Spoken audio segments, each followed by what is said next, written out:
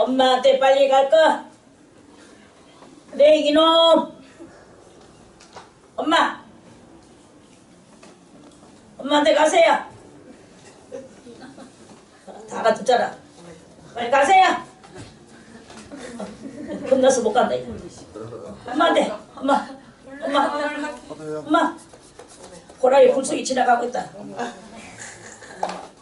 빨리 가세요.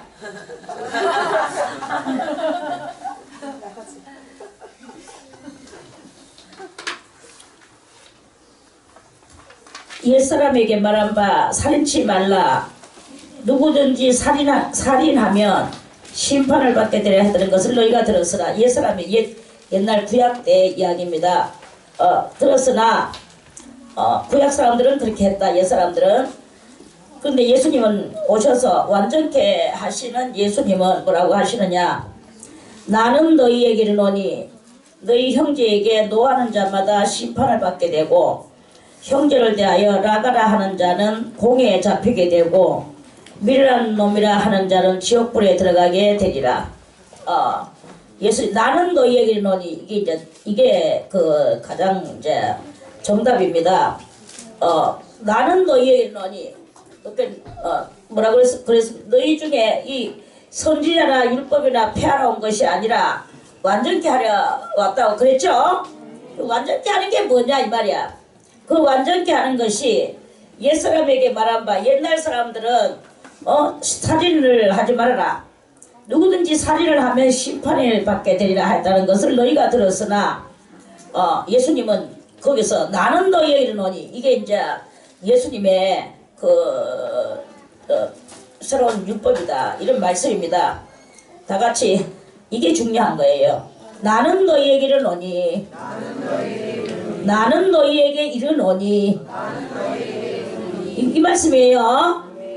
그래서 자 그 옛사람에게 말한 바 살인치 말라. 살인하려 한다는 말은 왜 살인합니까?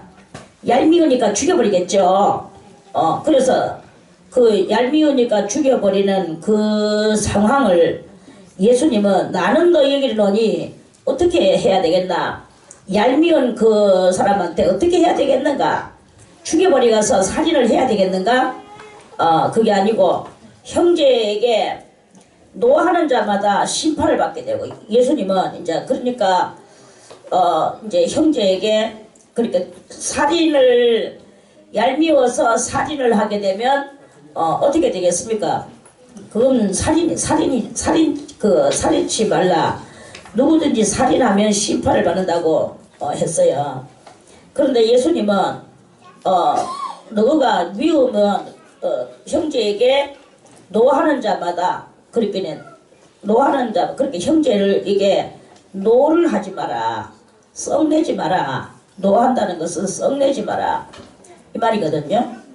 그 썩내는 사람은 뭘 하게 되나? 그 사람이 바로 심판을 받게 되고 형제를 대하여 라가라 하는 자는 라가라가 그 시브리 말로 욕설인데 지옥에 갈로 이런 뜻이랍니다. 이 지옥에 갈로 하는 그거는 예수 믿는 사람으로서 그게 엄청나게 이거는 이제 지옥의 그 저주의 욕인 거예요. 씨발놈보다 더 심한 욕인 거야. 지옥에 갈 놈. 자, 어느 욕을 들으랍니까? 씨발놈 들으랍니까? 지옥에 갈 놈 하는 걸 들으랍니까? 전자냐 후자냐?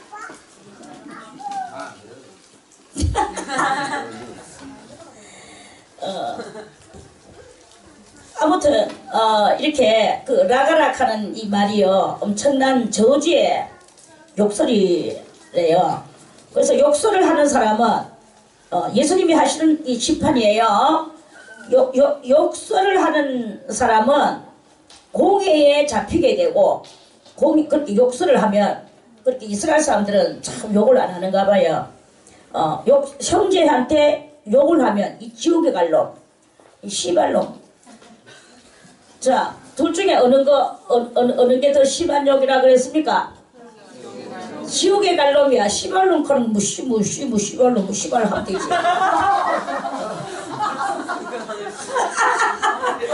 저는 옛날에 뭐 시발하는 욕을 들으면요 정말 화가 났어요. 저도.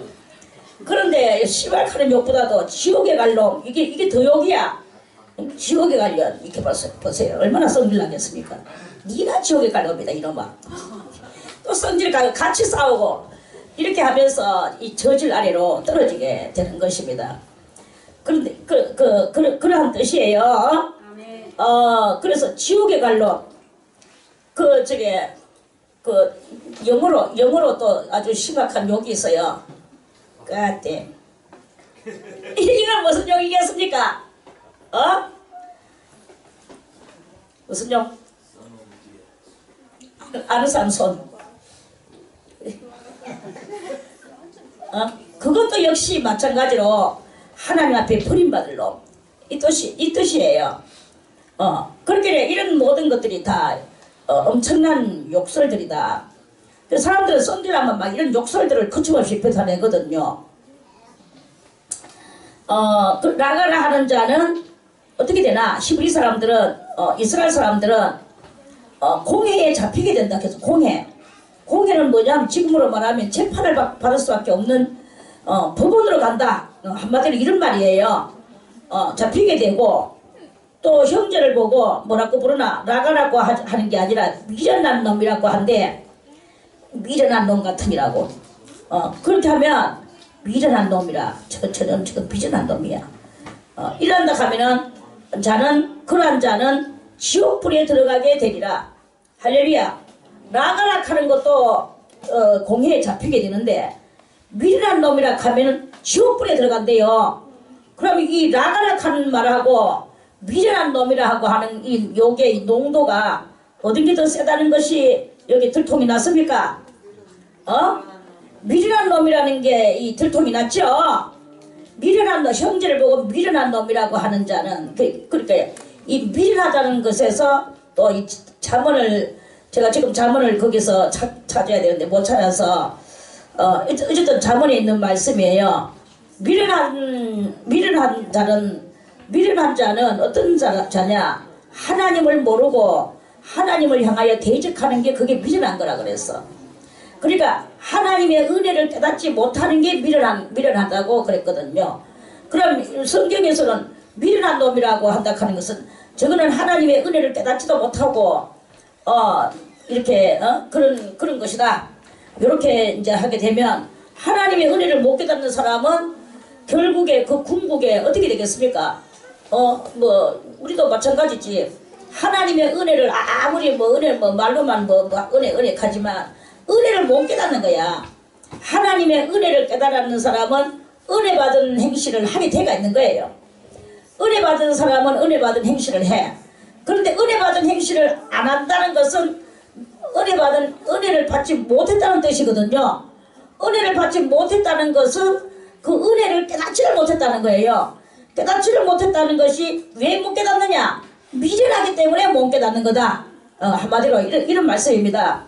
그래서 그 하나님의 은혜, 그 깊은 심도 있는 은혜를 못 깨닫는다면 그러면은 미련한 놈이고, 그 미련한 놈은 하나님 앞에 구원을 못 받고 결국은 지옥으로 떨어질 수밖에 없는 요러한 이야기가 잠언에 이렇게 있다 하는 그런 말씀입니다. 다 이제 이 성경에 있는 말씀으로 예수님이 이렇게 말씀하신 거예요. 그리고 한마디로 말해서 형제를 대하여서 노하거나 미련한 놈이라 하거나 요 둘 중에 둘 다 이렇게 하게 되면 그러면은 공회에 잡히게 되고 또 아니면 지옥에 들어갈 정도로 이렇게 된다. 그리고 형제하고 화목하지 못할 때 나타나는 그 답이 뭐냐 이거예요. 그러니까 형제하고 화목하지 못했을 때 욕을 하게 되고 저주를 하게 되고 또 미련투기로 떨어지게 되고 이렇게 되면 결국에는 이 세상에 살 적에도 그 맨날 법원에 왔다 갔다 하고 경찰서 왔다 갔다 하고 그러다 결국 지옥불에 떨어지는 요러한 삶으로서 마감을 하게 되는 요런 일이 생겨나게 된다. 이런 말씀이에요. 얼마나 무시무시합니까? 이것을 가지고 우리는 그저 가볍게 이렇게 읽을 수가 없는 그리스도의 아주 그 찐한 그러한 그 말씀입니다. 할렐루야. 그래서 형제에 대해서 이 마음에 원통함을 갖는 이런 모양새를 하지 말아라. 그 형제에 대해서 원통함을 풀지도 않는 것, 이런 것들이 다 지옥불에 들어가게 되는 미련한 행실에 불과한 것이다. 그런 말씀입니다. 그래서 이 말씀 하나를 보면은 또 우리는 어떤 마음을 가져야 되겠나? 우리 마음을 내 이기적이고 나를 주체성으로 하는 이런 모든 그 나의 이 마음을 그것들을 전부 다 비우는 거예요.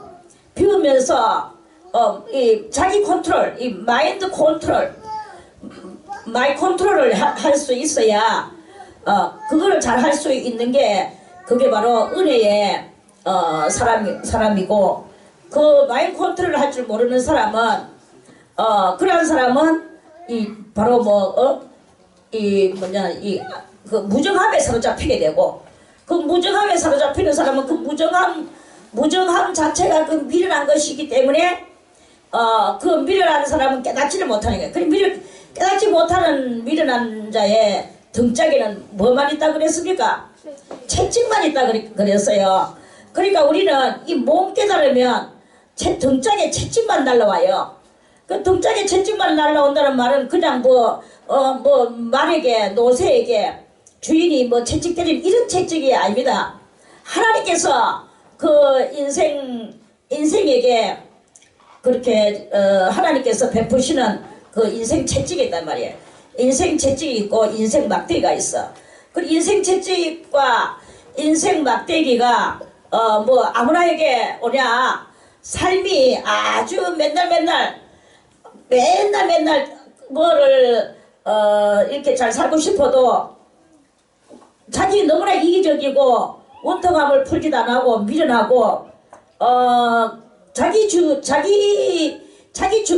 주관성적으로만, 그렇게 자기 이기적 주관성적으로만 살라 하고, 이렇게 되니까 그런 사람의 등짝에는 채찍이 내려오는데 바로 인생의 막대기와 그 인생의 채찍이 내려온단 말이에요. 그래서 하는 것마다 안 되고 자꾸 이렇게 막혀 들어가고 이런 일이 일어난다. 이런 말씀입니다. 그래서 우리는 그러한 것을 헤어나와서 살락하면 지혜로워야 된다 이 말이에요. 지혜로워야 된다는 것의 1번은 무엇이겠습니까? 지혜로워야 되는 1번은 믿음이에요. 하나님을 믿는 믿음을 가지고, 그럼 하나님을 어떻게 더 잘 섬겨 나갈 것인가를 연구해 볼 때, 그것은 하나님은 사랑이시구나 하는 것을 알게 되고, 하나님은 사랑이시구나를 알아서 우리가 하나님의 그 뜻을 닮아가려고 노력을 이렇게 하는 요러한 그 사람이 되어질 때, 거기 이제 점점 지혜 광명한 햇빛이 점점 떠올라서 원만하게, 원자가 무슨 원자입니까? 둥글 원자죠. 둥글 원자고 가득 찰 그 둥글게 가득 차는 저 떠오르는 태양과 같이 점점 원만하게 된다. 둥근 태양과 같이 된다. 그런 말씀입니다. 할렐루야. 그래서 그 지혜로운 것은 이제 그래 믿음으로 하나님을 사랑하면서 나가게 되다 보면, 그러면 이제 하나님은 거룩하시구나. 우리는 하나님의 자녀로서 내 이기적인 모든 것들을 비우고 내만 생각하던 그런 아집들을 비우고 하나님이 나의 아버지니까 나도 하나님 아버지의 그 유전인자 그 거룩함의 요소를 나도 받아서 나도 거룩해야 되겠구나. 그래서 하나님이 거룩하셨으니까 우리도 거룩해야 된다. 이런 말씀입니다. 그래서 하나님의 자식인데도 불구하고 계속 우리는 아집을 버리고 버리지 않고 이기적인 것을 버리지 않고 원통함을 풀지도 않고 미워하고 이렇게 하면 등짝에 내려오는 건 천직밖에 없어요. 그렇게 우리가 하나님이 거룩하셨으니까 우리도 거룩해져야 되는 거예요. 그리고 하나님이 그 거룩함에서 뭘 하셨느냐? 완전하셨다 그랬거든요. 하늘 여기도 그려놨잖아요. 여기 저 48절에 5장 48절에 다 같이 그러므로 하늘에 계신 너희 아버지의 온전하신가 같이 온전하신가 같이 온전하신가 같이 너희도 가슴을 치면서 나도 온전하라 온전하자 온전해야 되는 거예요. 너희 아버지의 너 하늘의 아버지의 온전하신 것 같이 너희도 온전하라 이렇게 말씀하셨거든요. 그래서 우리는 온전해야 돼. 어떤 사람이 그 장인이 뭐 고려 청자나 고려 백자나 이런 것들을 만들었는데 거기에 뭐 흠집이 있거나 조금 우글거리거나 이렇게 하면 그 장인은 그것을 막 그냥 박살을 내가지고 깨내버려요. 그 자기 마음에 드는 요것이 흠이 없고 점이 없고 완전하고 구비하여 이 물품이 완전한 물품이 돼야 되는 거야. 완전한 물품이 돼야 되는데 돼야 되는 그것이 완전하게 안 될 때는 깨트려 내버려요. 그만큼 이 완전해야 되는 거야. 그러면 하나님께서는 정말로 흠이 없고 하나님은 흠이 없어요. 그 흠없는 하나님과 같이 우리도 흠없고 점 없이 누가 봐도 100% 정말 그 온전한 사람이 되어지게 될 때 그럴 때 이제 지옥불이나 이런 것들에서 우리는 멀어져가는 그러한 그 역사를 이루는 것이다. 이런 말씀입니다. 할렐루야. 그래서 하나님은 거룩하시니까 거룩하신 하나님이 하나님과 같이 우리도 거룩해져야 되는 거예요. 그런데 맨날 하나님은 신이니까 거룩하지만 우리야 뭐 거룩해질 수 있나? 우리 인간은 거룩해질 수가 없어. 그저 하나님의 그 용서하심으로 우리가 가는 거지. 이렇게 하는 것은 하나님이 어느 도단에 그 하나님을 만들어내는 것밖에 안 되는 거예요. 그러니까 우리도 하나님의 거룩하심과 같이 거룩해져야 되고 완전해져야 된다는 것에 온 의미를 가져야 될 것입니다. 그걸 가지려고 하면은 내 속에 있는 그 완전하지 못한 이런 것들을 피워야 되는 거예요. 그 피워. 그래서 욕심 많은 것도 완전한 흠이고 뭐 이것도 흠이고 저것도 흠이고 이렇게 흠이에요. 중국의 어떤 이야기 속에 이런 이야기가 있습니다. 조금 이야기가 길어서 다 말할 필요는 없는데요. 간단하게 그 나라에 그 나라에 왕비가 가지고 있는 어떤 보물이 있었어요. 그 옥인데 넙죽한 옥이야. 그 맷돌같이 생겼는 옥인데 이 옥은 흠없는 것이어야 돼. 그래 이제 그 왕비가 그 자기 건데 그걸 잊어버렸어. 그걸 찾는 사람에게 이제 뭐 이렇게 한다. 예, 이렇게 이제 그랬어요. 그래가지고 그거를 찾아서 왕비한테 갖다 주고 이 온갖 것이 이렇게 다 나오는데 그래 이제 전부 다 그 이제 완전한 거 그 사람마다 전부 다 그걸 또 중간에서 누가 이제 그 감정하는 사람이 있어요. 근데 감정하는 사람이 이것도 흠이 있고 저것도 흠이 있고 옥이 왔는데 이 넙죽한 옥인데요. 이렇게 넙죽한 맷돌같이 생긴 옥인데 복판에는 군형이 마치 덜푸스 사탕같이 생겼는 그런 거예요. 그런데 이제 여기 어떻게 생겼냐 하면 또 그 속에 또 이렇게 열쇠로 여는 것이 있어. 그래야 그 열쇠를 열면은 열쇠를 열면은 열쇠 암호를 맞춰서 그걸 열면은 거기서 엄청난 그 아름다운 영롱한 그 빛을 발하는 그런 그 옥이에요. 그래 이제 이 옥인데 그거를 이제 잊어버렸다가 이제 찾아야 됐죠. 그거를 이제 가져왔어. 사람들이 이것도 가져오고 저것도 가져오고 하면 그걸 이제 그래가 정말 어떤 날 이게 진짜입니다 하고 하나가 왔는 거야. 그래 그걸 열락 하는데 아무도 그걸 열 자가 없는 거예요. 그래서 그거를 이제 막 이리 열고 저리 열고 막 왕비가 자기 혼자서 싹 열어봤어. 열어보니까 거기서 막 이 황초양이 나오거든요. 그런데 그 옥이 중간에서 왕비한테 오기 전에 그 흠이 하나 있다. 여기에 이렇게 돼가 흠 있는 게 어떻게 거기 왕비한테 그거 갈 수가 있느냐.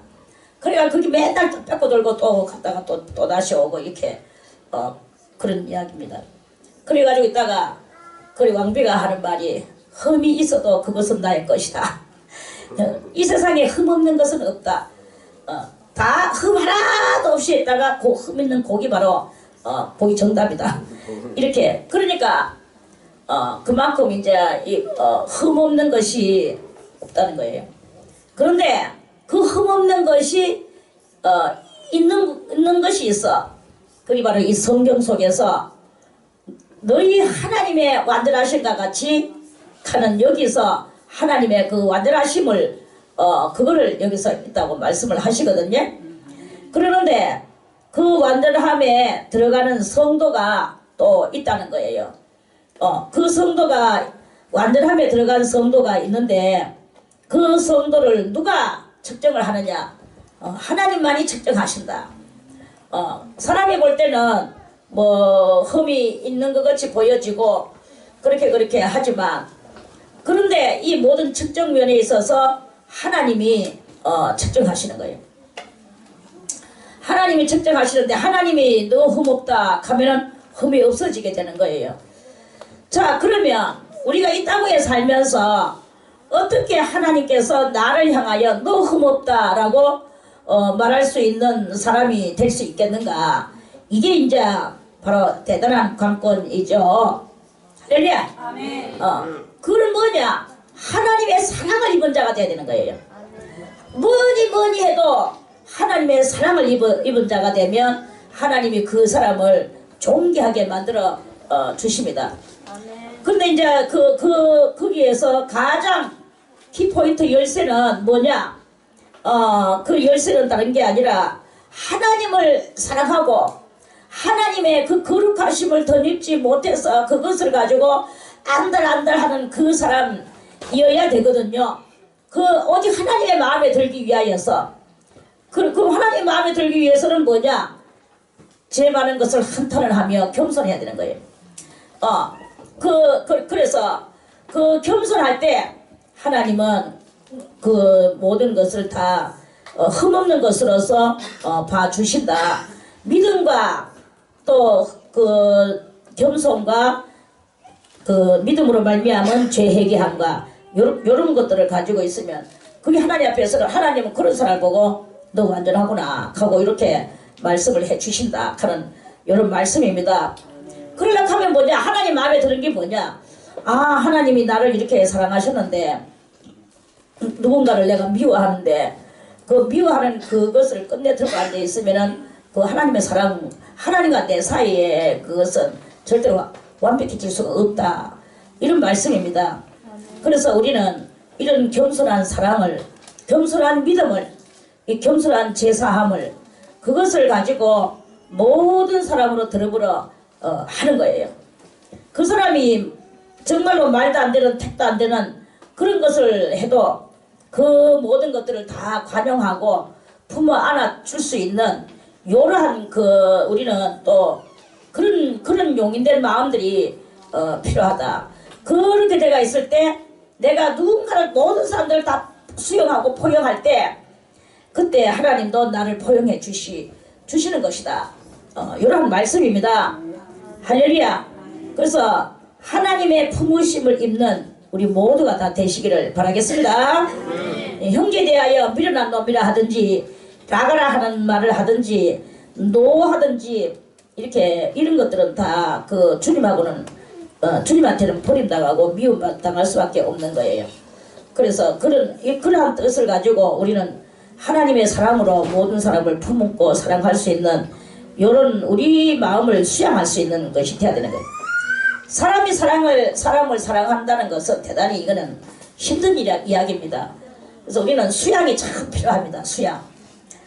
숫자가 무슨 숫자냐? 닦을 숫자야. 양은 좋을 양자거든요.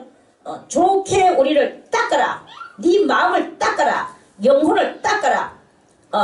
그래 수양을 해야 되는 거야. 수양이 부족하면 하다가도 말아버려요. 조금 흉내내다가 치워버려.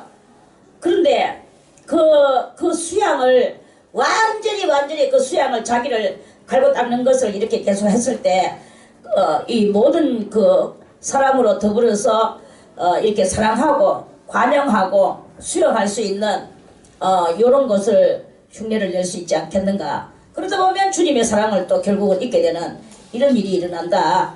이러한 말씀입니다. 자, 그러므로 얼마만큼 하나님이 그것을 중요하게 여기시느냐.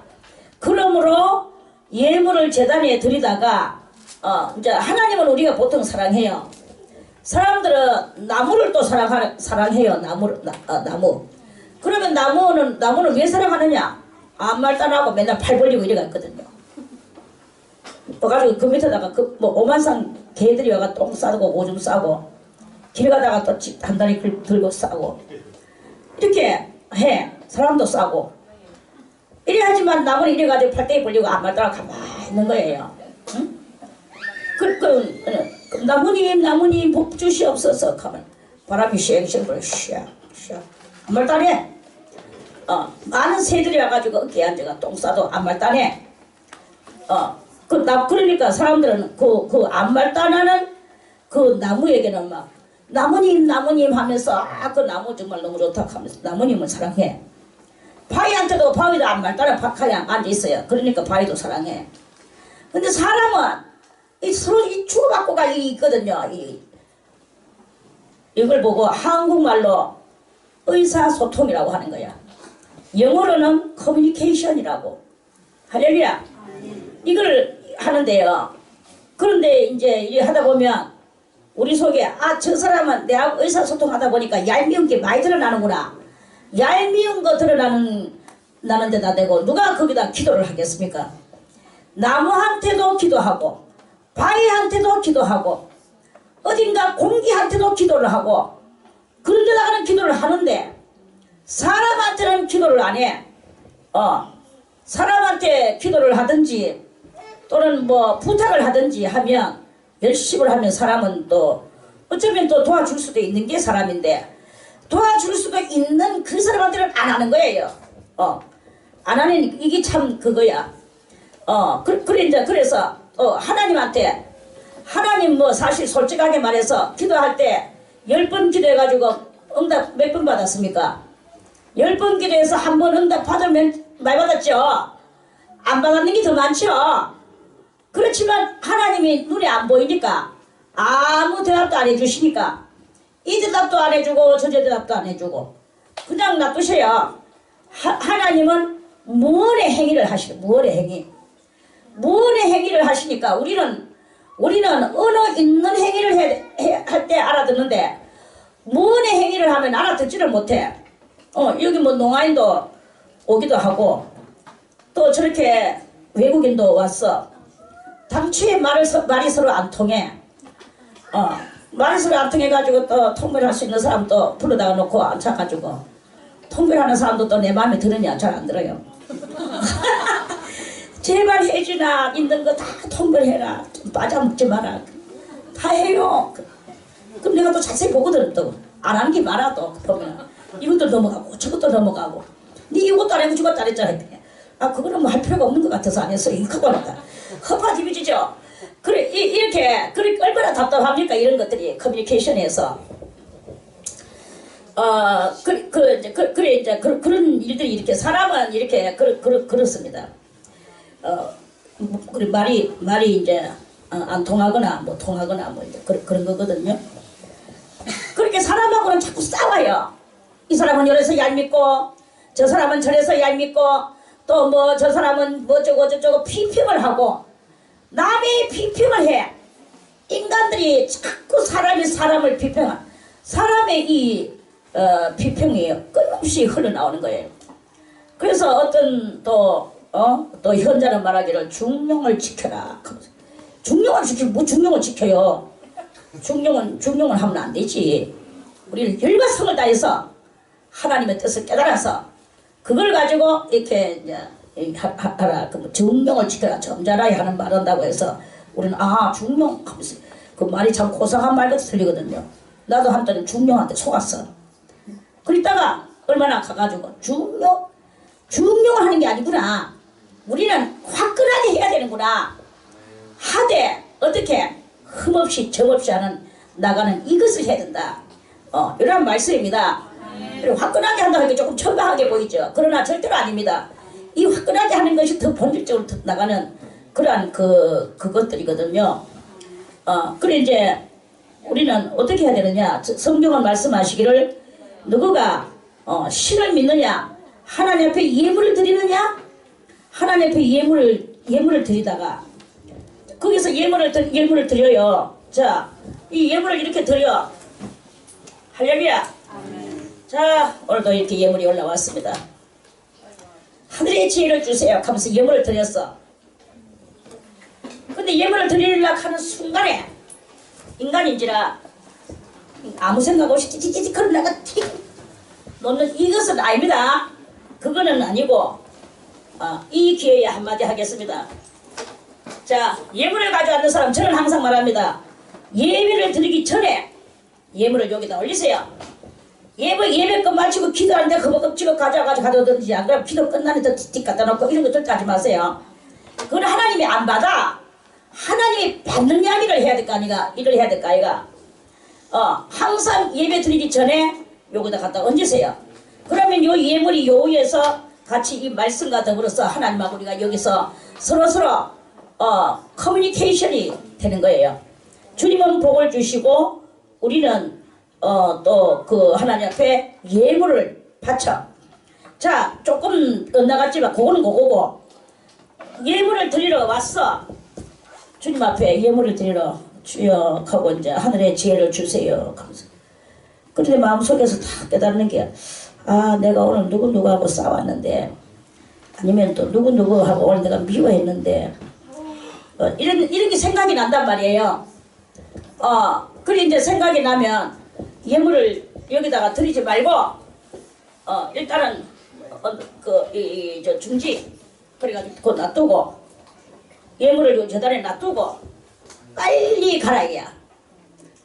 이제 예배 드리기 전에 우리는 여기 도둑놈이 많아가지고 예물을 이제 드리기 전에 몇 시간 한 30분 전에 절대 못 갖다 놓습니다. 갖다 놓고 30분 전에 갖다 놓고 30분 후에 와가 예배 시작하면 이 예물이 도둑 맞아 버려. 도둑놈이 예물인지 저주받을 물건을 하는 건지 분별을 안 하고 가져가거든요. 지금은 가져가가지고 어떻게 쓰겠지만 그게 다 지옥에 갈 기록이 되는 거예요. 그래서 30분 전에는 못 갖다 놓고 이제 강사가 여기 앉아서 있을 때 강사가 있을 때는 차마 못 가져가거든 도둑놈도. 그러니까 여기 어쨌든 준비 찬송 한 장, 두 장 부를 때 여기 다 갖다 놓으세요. 언더스탠. 자, 이렇게 갖다 놔야지 이 갖다 놨는 여기에서 이 예물이 같이 하나님 앞에 그래 한단 말이에요. 자, 그러면 이제 30분 전에 갖다 놨다. 도둑놈 때문에 지금은 못하지만 어쨌든 30분 전에 갖다 놓고 갖다 놓다 보니까 내 누구하고 기분 나쁜 일이 있는데 하고 이 기분 나쁜 일이 있는 속에다 예물을 그냥 바치면 예물이 안 올라갑니다. 우리 속에 꺼리낌이 있으면 안 된다 이 말이에요. 그러니까 내가 꺼리낌이 없게 하기 위해서 30분 전에 이 예물을 갖다 놓고 실상은 도둑놈 때문에 못 갖다 놓고 있습니다. 그런데 어쨌든 30분 전에 갖다 놔야 돼요. 갖다 놓고 달려가. 그래야 그 사람한테 가가지고 아무개 그걸 갖다가 또 그 사람하고 또 뭐 원론부터 들어가고 이렇게 하면요. 이 화해하고 푸른 데에서도 또 엇갈림과 또 이런 것들이 막 올라와. 그러니까 가가지고 그 사람하고 막 그냥 화해하고 좋게 해서 일단 좋은 마음을 서로 주고받고 그렇게 하고 나서 마음을 풀어놓고 와서 예배를 드린단 말이에요. 할렐루야. 그거예요. 그러므로 예물을 재단에 드리다가 거기서 네 형제에게 원망 들을 만한 일이 있는 줄 생각나거든. 그럼 얼른 다 같이 예물을 재단 앞에 두고 여기다가 두고 먼저 가라. 어디로? 그 형제를 만나러. 먼저 가서 형제와 화목하고 하는 것은 그 꺼리꼈던 문제들을 풀고 이 말이에요. 그리고 나서 다시 이제 다 풀고 난 뒤에 이제 와서 그 후에 와서 예물을 이제 드리고 예배를 드려야 되는 거예요. 그럴 때 그 예물이 하늘로 샥 올라가서 하나님께서 야, 이 뭐 이렇게 맛있는 냄새가 이렇게 올라오느냐 가시면서 가시면서 흠향 하나님이 흠향하신다 이런 말씀입니다. 할렐루야. 제물을 하나님 앞에 예물을 바칠 때 올라가도록 해야 될까 알겠습니까? 올라가다라는 거 그 없는 돈 억지로 만들어서 바치고 아무것도 무의미한 일을 하는 이런 것은 하지 마라 이거죠. 자, 말씀을 하나 더 찾아보겠습니다. 역대하 29장도 한번 보겠습니다. 역대하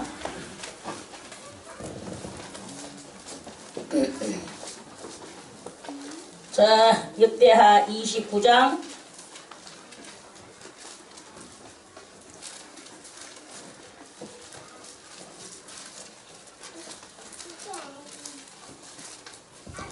자, 역대하 29장 31절에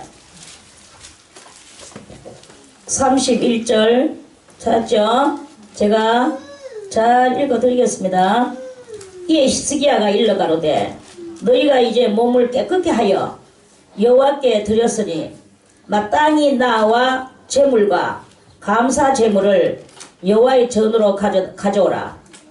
회중이 드디어 제물과 감사 제물을 가져오되 무릇 마음에 원하는 자는 또한 번제물을 가져오니 회중에 가져온 번제물의 수요는 수소가 70이요 수양이 100이요 어린 양이 200이니 이때는요 엄청난 제물을 드렸어요. 우리는 이렇게 바치라 하면 못 바칩니다. 뭐 있어야 바치지 개뿔도. 그래 이렇게 그 바치는데 자 일단은 뭐에 우리가 집중을 해서 읽어야 되느냐. 31절에 이에 히스기야가 일러가로되 너희가 이제 몸을 깨끗게 하여 그랬죠? 무엇을 깨끗게 하여?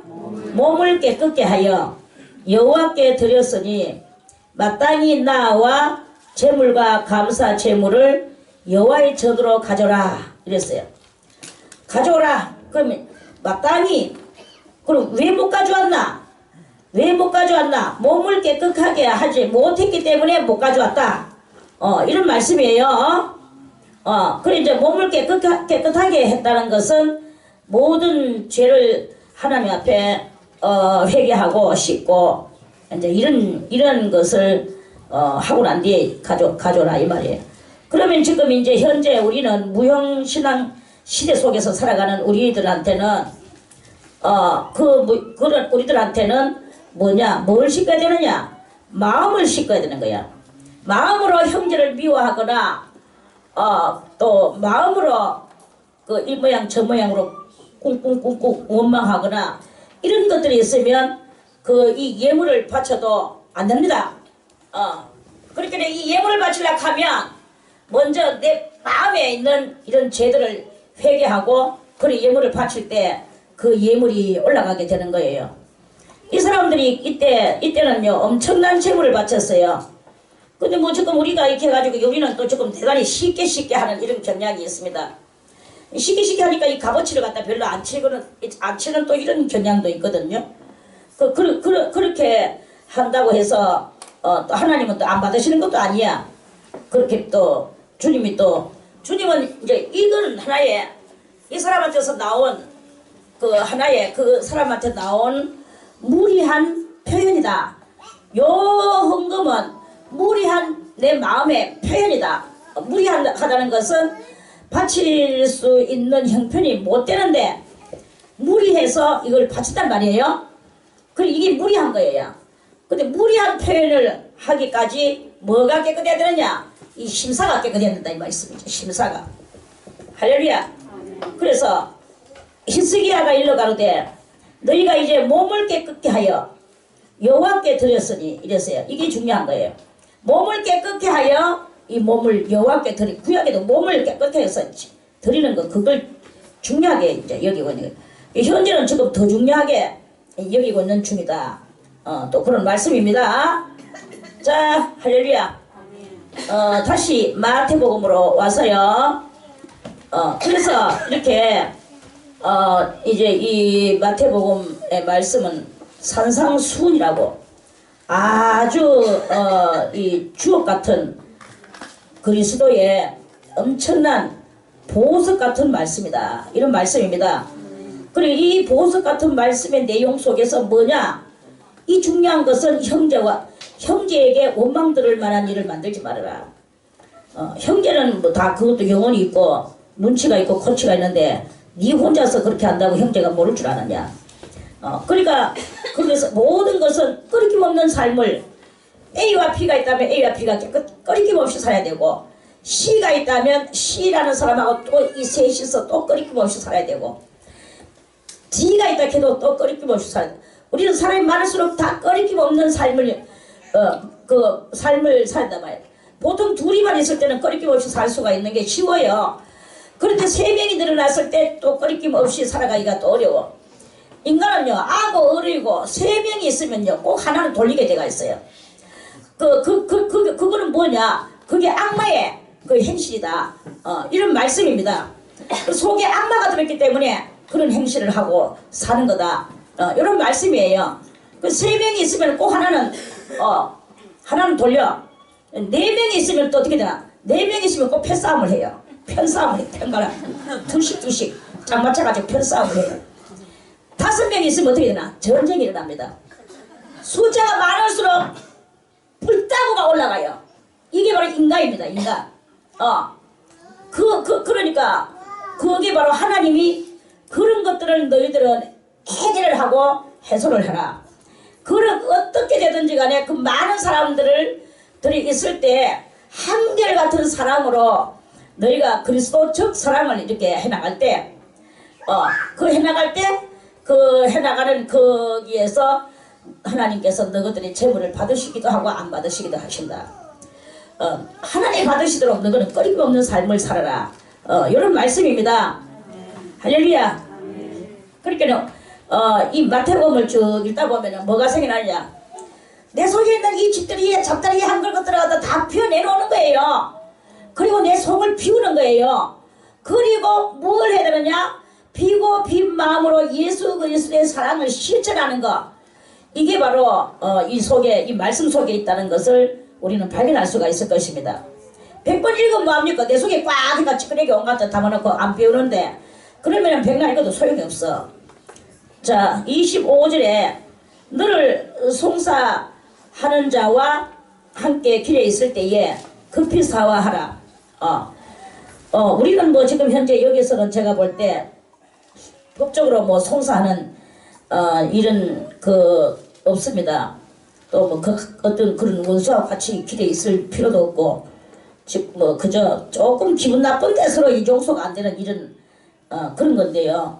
그럼 조금 기분 나쁜데 용서가 안 되는 이거는 또 잘하는 거냐? 그것도 절대 잘하는 게 아닙니다. 그 작은 거 하나 용서를 못하면서 큰 거를 송사하는 일이 있어서 어떻게 하겠느냐? 또 이렇게 되기도 하거든요. 그리고 하나님 앞에 어쨌든 간에 사람들하고 우리가 잘 대인관계가 원만하게 잘 되는 그런 그러한 사람이 되기를 하나님은 아주 원하고 계신다 하는 것을 그것을 이제 말씀하시는 것입니다. 자, 너를 송사하는 자와 그리고 우리가 뭐 지금 뭐 송사하는 자는 없을 겁니다. 제가 보기에 여기 있는 사람들을 제가 다 아는데요. 법정까지 일은 없어요. 그렇지만 법정까지는 안 가더라도 개인 감정이 너무나 개인 감정 기복이 여기서 막 파노라마를 치고 있는 것을 보게 되거든요. 참 이 보기가 불쌍사나워요. 그 개인 이 기복 감정 이런 것들이 바로 송사하는 자들의 그 일일 수도 있다. 이런 말씀입니다. 자, 그래서요. 그러면 그와 함께 이제 말하면 뭐가 어딨냐? 길이 뭐예요? 길은 저 노상이라고 보면 되겠죠? 자, 노상이야. 길이 노상이다. 노는 길로 짜고 상은 길판 위에다 이 말이겠죠. 윗상자기 때문에. 자, 길 위에 그 한마디로 같이 법정에서 원수를 길에서 서로 만났다 이거죠. 만났어. 그러면은 이제 이 길은 뭘 상징하느냐? 길은 바로 우리 같은 경우는 이제 저는 여러분들에게 물론 뭐 다른 조금 더 세상적인 차원에서 의미에서 보면 뭐 세상 법정 그런 것도 능히 있을 수 있습니다. 그런데 그런 이야기가 아니고 우리가 이제 이 길에 가는 것은 같이 이 진리의 길에 말하자면 수도원에서 이 진리를 깨닫고 같이 한 공동체 속에서 진리의 길에 진리의 전당에서 같이 있을 수 있다. 이런 말씀이거든요. 그러면 같이 진리의 전당 위에 진리의 전당에서 같이 있으면서 서로 뭐 하나님 앞에서 주여 나는 이리 한데 저 사람은 저리 한데 하면서 자기는 막 옳게 하나님 앞에 옳게 비락하고 그 사람은 옳지 않은 그것을 내가 하나님 앞에 자꾸 이제 이런 마음을 가지고 마음에 송사하는 일이 있을 수 있는 게 여기 피비자게 여기서 일어난다. 이런 말씀이에요. 자, 그러면은 그때 어떻게 해야 되겠나? 너는 제자 수도원에서 이 진리의 말씀을 듣고 진리의 전당에서 이렇게 함께 있을 때 그럴 때 어떻게 했나? 그냥 그대로 계속 마음 한쪽 옆구리에 찡가놓고 그거를 찡가놓고 그냥 그대로 꽉 찡가놓고 박음질 해놓고 그냥 모른 체하고 살아가는 그런 것을 해야 되겠느냐? 그러면 안 된다. 급히 사과하라. 사과하라. 사과는 사과하고 회개하라. 화목하라. 사과하고 같이 좀 친하게 지내라. 급히 그것도 급히 그렇게 하지 않으면 너의 이 수돈 생활길 그것이 옳지가 못한 것이 되고 하나님 앞에서 너는 실학이 바르게 되지가 않는다. 그렇게 어느 누구하고라도 이 마음에 꺼리낌이 있는 것이 있다면 얼른 그 사람하고 손목을 잡고 친하게 사과도 하고 그 사람이 니 이랬는데 왜 나한테 손을 잡아? 하고 그 사람이 또 성질 낼 수 있을 거예요. 그러면 속으로 이것이 내가 와서 화해를 요청하면 받아주는 거지 하면서 또다시 또 속에서 또 우울하가 또 치밀어 올라. 이러면 되겠습니까? 그러면 안 되는 거예요. 그래, 아이고 이 사람은 아직도 이 노염을 가지고 노염 풀자 우리 서로 용서해 주세요. 하면서 뭐 데리고 가가지고 맛있는 또 뭘 하나 사주고 이러면서 그 마음을 풀어주란 말이야. 풀어주는 게 바로 사과하고 화해하는 거, 사화하는 거예요. 할렐루야. 사과하라. 그럼 그 송사하는 자가 그렇게 하지 않으면 그 송사하는 자가 너를 재판관에게 내어주고 재판관은 뭐예요? 재판관은 뭐 영적으로 천사나 또는 뭐 여러가지 성경에서 말하는 저주의 그런 장이나 뭐 그런 거겠죠. 저게 재판관이 내어주고 재판관이 관리에게 내어주며 그 관리는 또 총 대재판이겠죠. 내어주어 옥에 가둘까 염려하라. 여기는 25절에 여기는 실질적으로 뭐 돈이나 이런 것들을 이제 주고받고 해서 고소를 당하거나 고소하거나 이런 이야기예요. 근데 우리한테는 지금 뭐 고소를 당했거나 하거나 이렇게 할 실질적 법정 이런 일은 없습니다. 요 문제를 놓고 사도 바울은 어떻게 그 말씀을 하셨나 하면 말씀은 뭐 찾아보지는 여러분들이 찾아보세요. 우리 그리스도인들이 지금 이 말씀을 통하여서 우리가 알아야 되는 것은 예를 들어서 살다 보면요 우리 그리스도인들도 뭐 법정으로 가야 될 그런 일들이 그렇게 말해서 세상 법정으로 가야 될 그런 일들이 때로는 있습니다. 교회도 막 그렇게 막 그래가지고는 막 법정에 서고 뭐 성도가 하고 목사님하고 싸우고 또 목사님들끼리 싸우고 성도들끼리 싸우고 그래가지고 법정으로 가가지고는 재판받고 이런 일들이 정말 많거든요. 다 말하면 누말 마더라 쪽팔려서 말을 못합니다. 그래 이제 그런 그것들이 이렇게 정말로 뭐 이거는 믿는 사람인지 뭐 기대지의 삶인지 분간을 못할 정도로 추악한 싸움을 싸우는 일들이 많아. 자, 그렇게 되는 이런 경향이 있을 때 사도 바울은 이렇게 말씀을 하세요. 저는 그 사도 바울의 말씀이 너무나 제 마음에 들어. 여러분들도 고린도전후서를 잘 찾아서 한번 읽어보세요. 너가 너가 성도들끼리 돈을 주고받고 해서 법정으로 갈 일이 있다고 한다면 차라리 그 돈을 너는 해라. 줘라. 주고 법정에는 그 사람을 끌고 가지 마라. 왜? 너 구원받은 너희들이 아니냐? 구원받은 너희들은 이 세상 사람들보다 얼마나 우월하냐? 이 세상 사람들은 뭐냐? 구원받지 못한 사람들은 무엇이냐? 죄인이다 이거예요. 죄인. 그리고 우리 교회 사람들은 죄에서 벗어져 나온 그리스도인 의인이다 말입니다. 의인이 죄인하고 같이 세상 재판소에 가는 것은 그것은 용납 못한다. 네가 얼마를 그 사람한테 받을 거 있든지 송사는 하지 말아라. 왜? 너는 구원받은 의인이고 너는 이 세상에서 도리어 많은 사람들에게 그리스도의 진리를 가르치고 그 진리로 어른 노릇을 해야 되는데 의인 노릇을 해야 되는데 왜 그 안 믿는 사람한테 가가지고 머리를 들이밀고 거기서 판결을 받으려고 하느냐? 판결을 받지 말고 안 믿는 사람한테 머리 들이밀고 판결을 받지 말고 재판 받지 말고 말입니다. 재판 받지 말고 네 돈을 차라리 포기하고 말아라. 이게 바로 바울의 그 판단이에요. 저는 그 말씀이 너무나 마음에 들었어.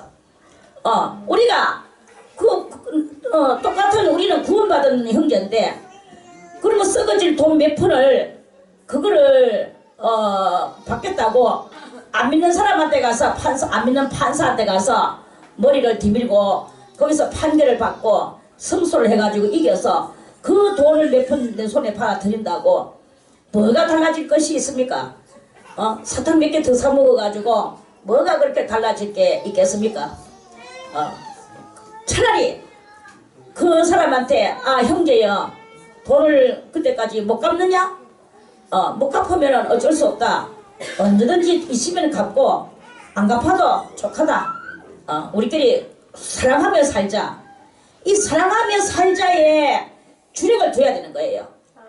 그런데 그걸 가지고 안 믿는 재판관한테 가서 판결을 받고 그 구원받은 형제를 조직보면은 그러면은 그게 그거 형제를 갖다가 짓밟아버리면 그러면 그게 하나님 앞에 무슨 칭찬이 거리가 되며 그게 무슨 의인이 해야 될 행실이냐 이런 말씀이에요.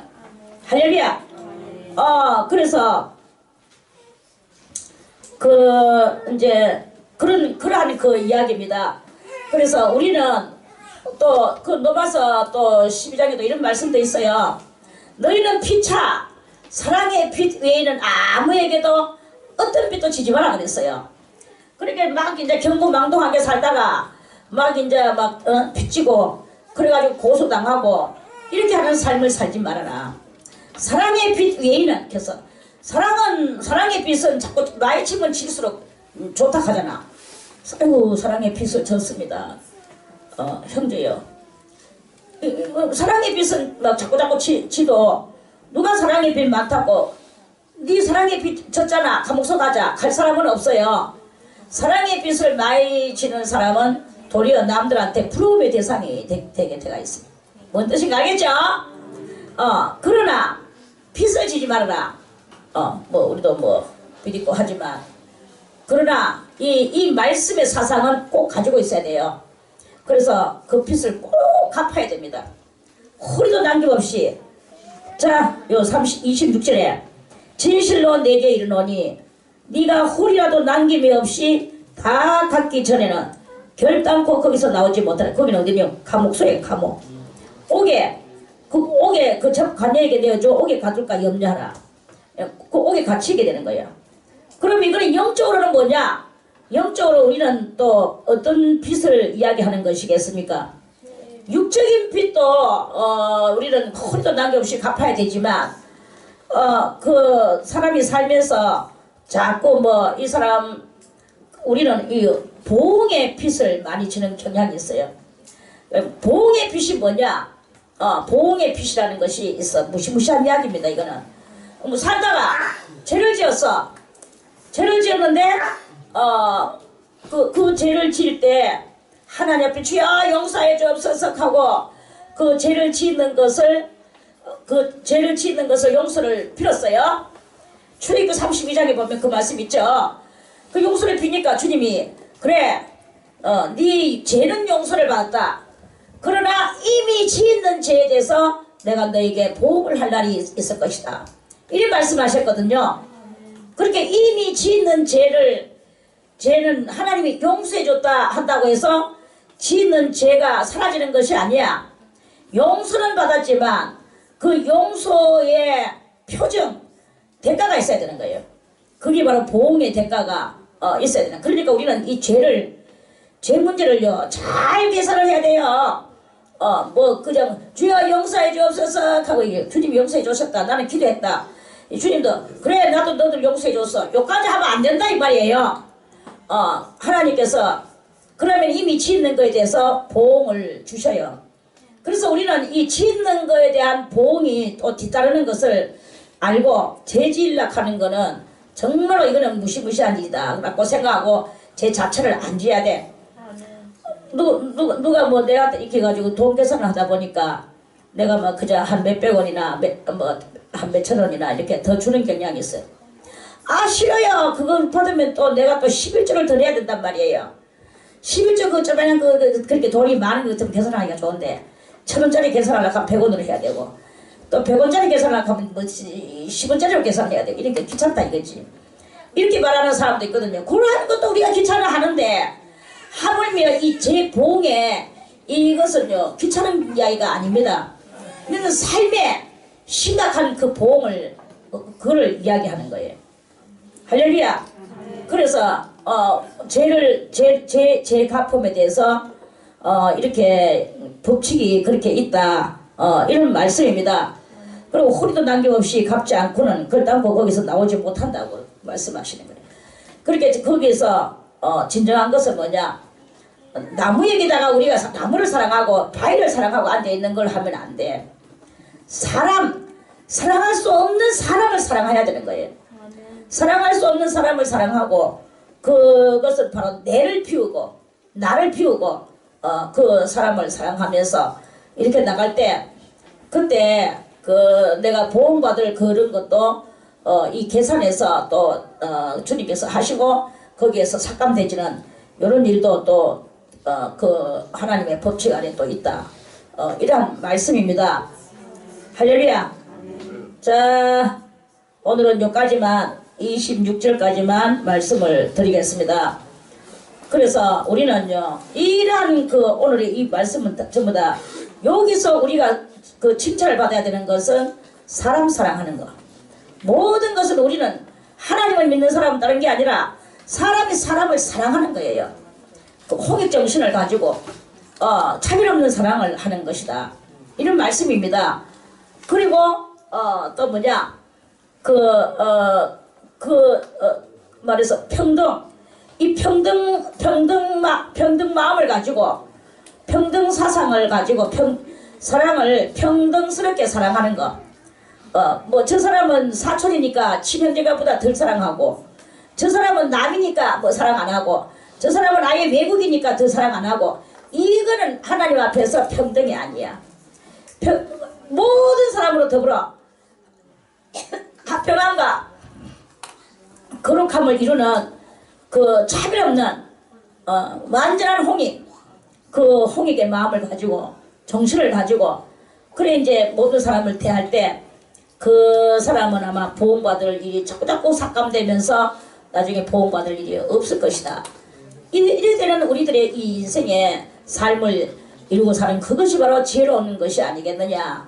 상대방은 내한테 뭐 어떻게 하든지 말든지 나를 미워하고 내한테 어떻게 하든지 말든지 나는 이 진리의 말씀을 따라서 빚지는 일이 없도록 보험도 홀도 남김없이 갚을 수 있는 이런 그 영리적 그 신앙의 그 역사의 그 의를 이루는 삶을 다 살자 하는 그런 말씀입니다.